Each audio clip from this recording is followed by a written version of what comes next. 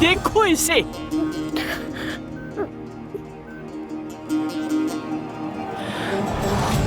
मेरी बहन है ये,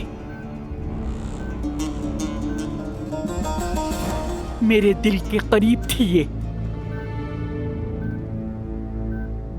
जिंदगी भर मेरे साथ रही, हर जगह, मेरे बाप के घर में भी और मेरे शौहर के घर में भी।